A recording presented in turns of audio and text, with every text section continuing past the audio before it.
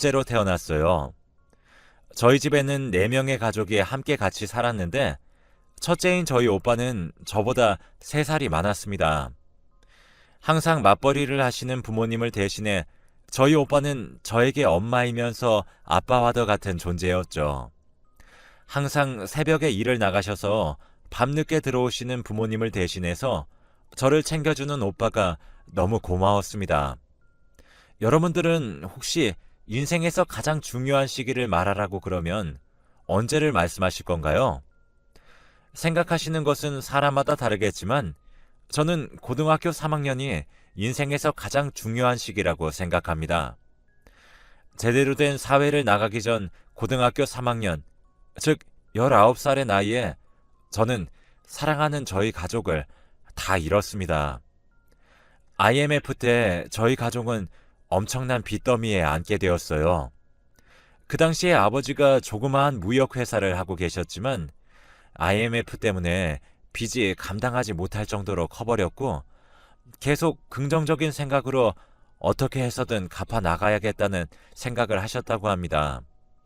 일단 아버지가 지방에 내려가서 공장을 다니시겠다고 하셨고 아빠를 항상 따라다니던 저는 그렇게 아빠를 따라갔고 집에 남아있던 사람은 엄마와 오빠였습니다. 그런데 어느 날 오빠가 자고 있는 사이에 엄마는 갑자기 집을 나갔고 그 뒤로 엄마는 지금까지 연락이 끊긴 채로 살고 있습니다. 엄마가 집을 나가서 돌아오지 않는다는 오빠의 말에 아빠는 건우야, 너도 아빠랑 동생 있는 곳으로 내려와. 우리 셋이 같이 살자. 라고 하셨습니다. 어쩌면 저희 아빠는 IMF가 터지고 빚이 생길 때부터 엄마가 저희를 떠날 것이라고 예상이라도 이미 하셨던 것인지 엄마에게 전화 한 통 하지 않으셨습니다. 그때가 고등학교 1학년 때였어요. 엄마가 도대체 어떠한 이유로 저희를 버렸는지 모르겠지만 오히려 그 이유를 알게 되면 상처를 받을 것 같다는 생각이 들었습니다. 그렇게 저희 셋이서 살던 중 빚은 걷잡을 수 없이 더 커져 버렸는데 어느 날 오빠가 저에게 나 머리가 너무 아파 라는 말을 했습니다. 그래서 아빠가 집에 왔을 때 오빠와 같이 병원으로 향했습니다. 병원에 가서 엑스레이를 찍은 결과 정상이라는 이야기를 들었고 의사 선생님께서는 CT를 찍자고 말씀을 하셨는데 그때 저희는 CT를 찍을 돈이 없었기 때문에 결국 찍지 못했습니다. 오빠는 그냥 두통약을 사 먹겠다고 하고 대수롭지 않게 여겼던 것이 큰 화를 불러일으켰던 것이었죠. 그렇게 며칠이 지나 갑자기 오빠 번호로 전화가 걸려왔습니다. 전화를 받자 오빠의 목소리가 아니었고 오빠 학교 친구의 목소리였습니다. 너네 아버지가 지금 전화를 안 받으셔서 급한 대로 너에게 전화를 했는데 너네 오빠 갑자기 쓰러졌는데 숨을 안 쉬어. 얼른 사거리에 있는 병원으로 와. 이미 제가 병원에 도착했을 때 오빠는 차가운 시신으로 누워 있었습니다. 알고 보니 그때 오빠가 머리가 아프다고 한 이유는 뇌출혈 때문이었던 것이었습니다. 마음의 준비가 되지 않았던 터라 저는 아침 저녁 할 것 없이 울고 또 울었습니다. 오빠의 장례식장에 있는 영정사진을 보면서도 울고 또 울었습니다. 눈물샘이 고장이 난 것 같은 느낌을 받았죠. 항상 오빠는 저의 가장 친한 친구가 되어줬고 부모님의 역할을 해주었기 때문에 동시에 3명의 사람을 잃은 듯한 기분이 들었습니다. 그렇게 오빠를 떠나보내고 아버지도 자식을 잃은 슬픔에 빠져서 매일 우시고 술과 함께 하루하루를 견뎌내셨습니다. 아버지가 술을 드시는 것에 대해서 좋지 않게 생각을 했지만 아버지께서는 항상 지금 이 술이 없으면 나도 너 오빠를 따라 죽고 싶을 것 같다. 하지만 술을 먹고라도 버텨야지. 그래야 너라도 먹여 살리지. 제정신이 아니면 정말 살기가 힘들어. 라는 말씀을 하셨습니다. 제정신이 아니면 못 살겠다라는 아버지의 말씀을 들으니 아버지에게 술을 드시지 말라고 하는 말은 하기도 어렵더라고요. 결국 아버지께서는 몇 년 동안 매일 술만 드셨고 간경화에 걸리게 되셨습니다. 아버지가 항상 토혈을 하시는 것을 보고 몇 번씩 놀라기는 했지만 어쩔 수 없는 것이라고 받아들였습니다.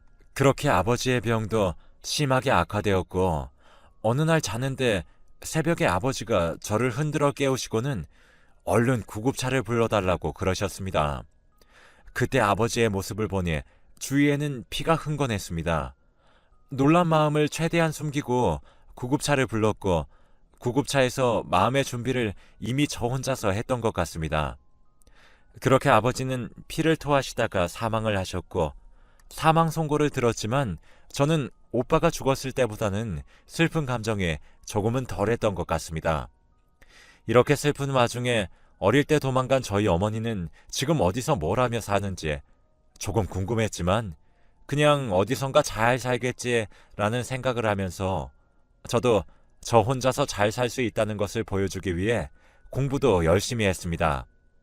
저의 사정을 알았던 이웃들 모두 저를 도와주셨고 반찬과 밥은 물론 제가 살고 있는 집주인 아주머니께서 졸업할 때까지만 여기서 그냥 살아도 괜찮아. 돈도 안 받을 거니까 공부만 열심히 해. 라고 말씀하셨습니다. 저의 사정을 알게 된 학교 친구들도 제가 항상 집에 가면 혼자인 것을 알고 일부러 같이 있자라는 말을 많이 했습니다. 그렇게 엄마와 오빠 그리고 아버지까지 가족 전부를 잃는데 몇 년 걸리지 않았어요. 아버지가 돌아가셨을 때가 고3이었을 때니까요. 사실 저희 오빠는 학교 선생님이 되는 것이 목표였습니다.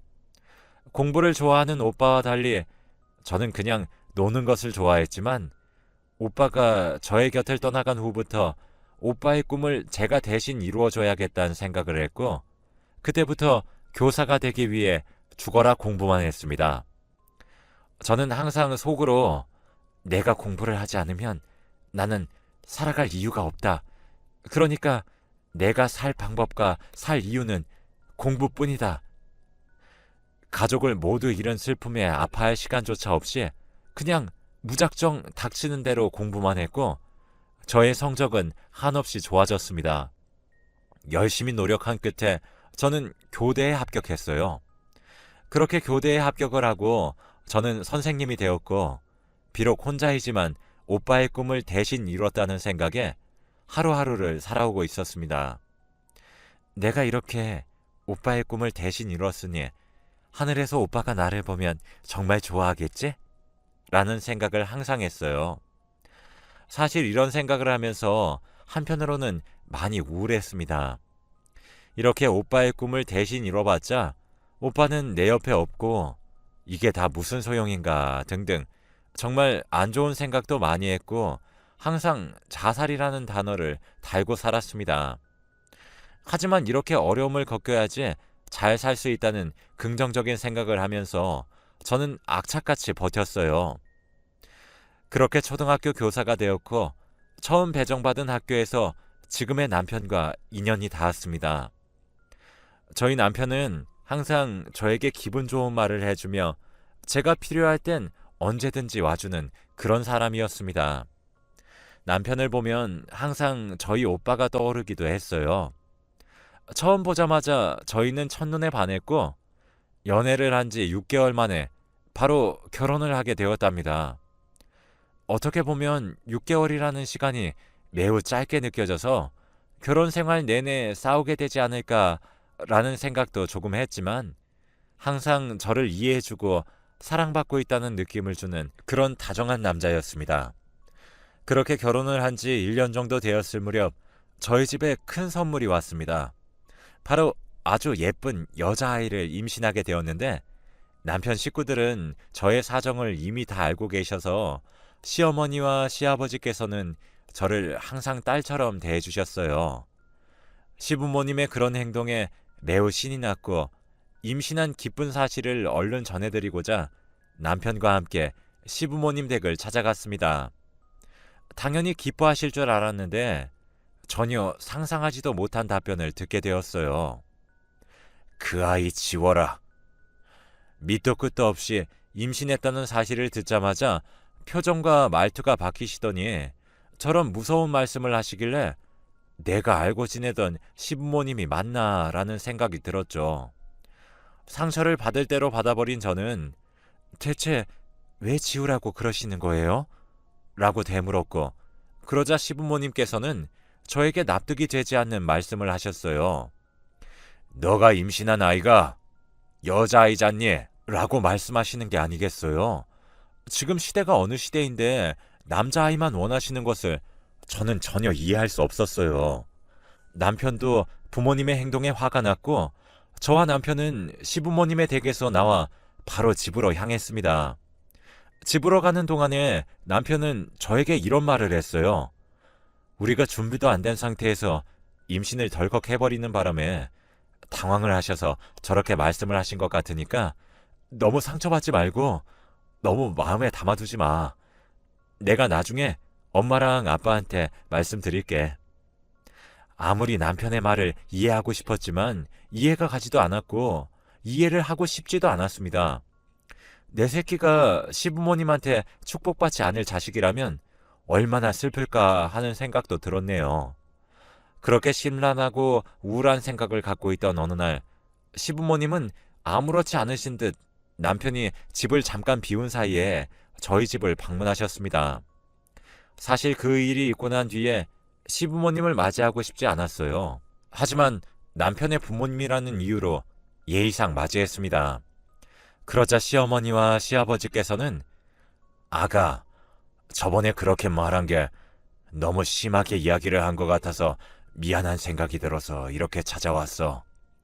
이거 임신한 사람들이 먹으면 좋다는 보약이라서 내가 아주 비싸게 지어왔으니까 하루에 하나씩 꼭 먹어야 돼.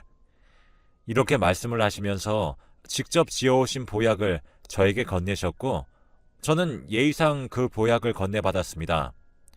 아무리 보약이라고는 하지만 어떤 보약인지 설명도 안 해주시고 향도 이상한 느낌이 들었고 무엇보다도 갑자기 시부모님이 어떠한 일을 겪으셨길래 사과를 하는지 의문이 들었습니다.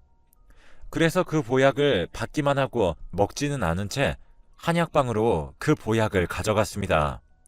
그 한의사에게 이 보약은 도대체 어떤 보약이냐고 물어봤더니 그 한의사는 저에게 이런 말을 했습니다. 도대체 이렇게 안 좋은 보약은 어디서 구하신 거예요? 이런 보약은 구하기도 힘들 텐데. 아주 안 좋은 것으로 만들었고 더군다나 임신에 좋지 않은 팥이랑 녹두랑 이런 게 들어가 있네요. 임신을 준비하시는 분이시거나 이미 임신을 하신 분에게는 아주 안 좋은 보약입니다. 이 말을 듣고 저는 충격을 받아버렸죠. 저는 당장 시부모님께 가서 따지고 싶고 물어보고 싶은 질문도 많았지만 무엇보다도 저를 가장 아끼는 남편에게 이 사실 빨리 전해야겠다는 생각이 들었습니다. 여보, 충격받지 말고 내 얘기 잘 들어. 당신 집에 없는 사이 어머니랑 아버지 잠깐 우리 집에 왔다가 가셨거든? 나한테 저번에 임신에 대해서 안 좋게 이야기하신 것 때문에 신경이 쓰이셔서 오셨다고 했단 말이야. 근데 어떤 보약을 한 박스나 주시고 가셨어. 내가 아무리 생각을 해봐도 갑자기 사과를 하시는 게 이해가 되지 않았고, 그리고 어떤 재료가 들어간 보약이다 라는 설명도 안 해주시고 그냥 임신에만 좋은 보약이라고 설명을 해주시길래 혹시나 하는 마음에 방금 이 보약을 들고 한의원을 다녀왔는데 글쎄 이 보약을 먹으면 유산을 할 가능성이 큰 보약이래. 나 지금 충격을 많이 받아서 어떻게 해야 할지 모르겠어. 저의 말을 들은 남편은 충격을 먹은 듯 잠시 아무 말도 하지 않았습니다. 그렇게 정적이 몇 초 정도 흐른 뒤에 남편이 저에게 잠깐 전화를 끊으라고 하였고, 그렇게 남편과 전화를 끊은 뒤에 몇 시간 뒤에 전화가 와서는 잠깐 나랑 어디 좀 가자 라는 말을 했습니다. 대체 목적지가 어디인지 알려주지도 않은 채 무작정 가자는 남편이 의심스러웠지만 그냥 따라 나섰습니다. 그렇게 도착한 곳은 시부모님의 댁이었어요. 여보, 갑자기 여길 왜 와? 저의 말에 대답도 하지 않은 채 저의 손을 붙잡고 집으로 들어갔습니다. 남편은 시부모님의 얼굴을 보자마자 인사는커녕 화를 내기 시작했어요. 엄마랑 아빠는 임신을 한 며느리 보며 기뻐해도 모자랄 판에 왜 그런 보약을 주신 거예요? 그 보약 먹고 큰일이라도 생기길 원했던 거예요? 이제 긴 말 필요 없고 이제부터 저에겐 부모님은 없는 겁니다. 그렇게 아세요? 남편이 이런 폭탄 선언을 할 줄은 정말 상상도 못했습니다. 현관문을 나서면서 시부모님께서는 저희의 이름을 아주 크게 부르셨지만 저희는 대답조차 하지 않고 앞만 보며 나왔습니다. 그렇게 다시 우리 집으로 가기 위해 차에 올라탔고 차 시동을 걸기 전에 남편은 갑자기 눈물을 흘리기 시작했어요. 당신한테 그런 짓을 당하게 만들어서 진짜 미안해. 임신한 거 축하받지도 못하고 내가 너무 못나서 그런 것 같아. 하지만 내가 당신이랑 우리 딸만큼은 아주 멋지고 근사하게 키울 자신 있어. 그러니까 나만 믿고 따라왔으면 좋겠어. 남편의 눈물과 진지한 이야기를 듣고 저는 정말 결혼을 잘했다는 생각과 남편에 대한 믿음이 생겼습니다.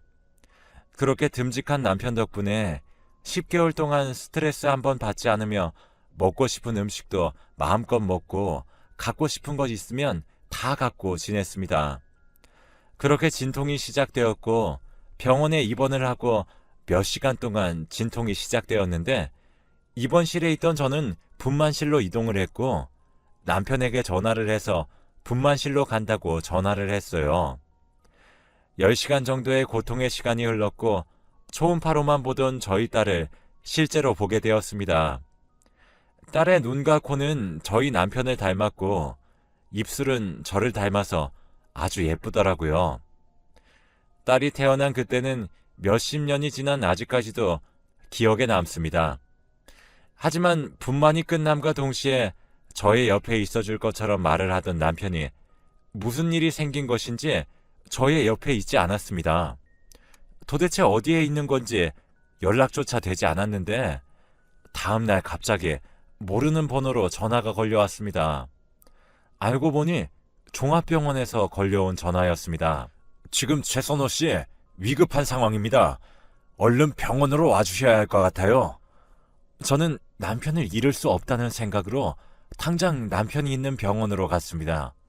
병원에 도착을 하니 담당 의사 선생님께서는 안전벨트도 매지 않은 상태로 과속을 하다가 교차로에서 큰 화물차에 부딪혀 교통사고가 있었습니다.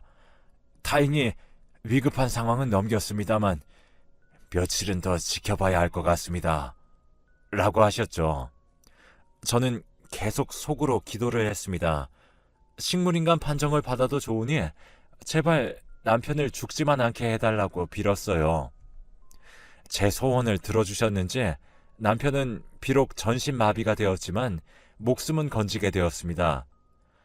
팔다리 의지대로 움직이지 못하고 목 위로만 움직일 수 있었는데 저는 그것만이라도 정말 감사했어요. 아버지와 오빠가 세상을 떠나버려서 남편마저 세상을 떠날까봐 정말 두려웠거든요. 이렇게나마 목숨이 살아있다는 것에 하늘에게 감사하다며 두 손 모아 빌었습니다. 남편은 딸아이를 보기 위해 과속을 했던 자신을 자책하며 그냥 그때 죽었어야 하는 건데 라는 말을 달고 삽니다. 그런 말을 할 때면 저는 당신이 지금 살아있어서 내가 얼마나 행복한지 아냐며 남편을 위로해 주었어요. 말없이 눈물만 흘리는 남편 얼굴을 저도 말없이 손수건으로 눈물을 닦아주었네요. 그렇게 남편은 퇴원을 하고 시부모님 집에서 시부모님의 수발을 받으며 지냈고 저는 교사 일을 하고 일을 마치면 제가 남편을 돌봤습니다. 시간마다 몸을 뒤집혀주기도 하고 용변도 받아주고 밥도 먹여주고 그렇게 어느덧 20년이라는 세월이 흘렀네요. 남편은 어느 날 갑자기 저에게 여보, 매일 나 때문에 고생이 많지? 내가 빨리 사라져야 할 텐데 하길래 무슨 소리야? 내가 지금 누구 덕분에 살고 있는데 당신 없으면 난 살아갈 이유가 없어. 라고 말하자 남편은 말없이 창밖을 보며 눈물만 흘렸습니다. 그런 남편에게 저의 눈물을 들킬까봐 고개를 돌려 저는 자리를 피했고 저희 딸이 커서 성인이 되고 남편은 딸아이가 대학을 가는 걸 보고 얼마 지나지 않아 하늘나라로 떠나고 말았습니다. 그래도 교통사고 이후 20년이라는 시간을 나랑 같이 보내준 남편이 저에겐 고맙고 소중했던 기억으로 제 기억에 남아있어요. 남들이 보면 힘든 병수발 끝내서 다행이라고 말을 하지만 저는 그 힘든 병수발을 100년이라도 더 하고 싶었던 마음이었습니다. 몸이 힘들지라도 제 마음은 힘들지 않았으니까요. 이제 남은 건 제 딸아이뿐인데 딸아이만큼은 아무 일 없이 행복하게 저보다 오래오래 살았으면 좋겠습니다. 소중했던 사람들이 저보다 일찍 떠나는 걸 경험하다 보니 이제는 이런 일이 저에게 없었으면 하네요. 남들이 보기엔 불행한 제 인생이라도 저에게 소중했던 시간입니다. 여러분들도 힘든 일이 있어도 시간이 지나 돌이켜보면 아무 일이 아닌 일이 대부분이에요. 힘들더라도 후회할 만한 행동하지 말고 후회 없는 인생을 사시길 바랍니다. 제 이야기 들어주셔서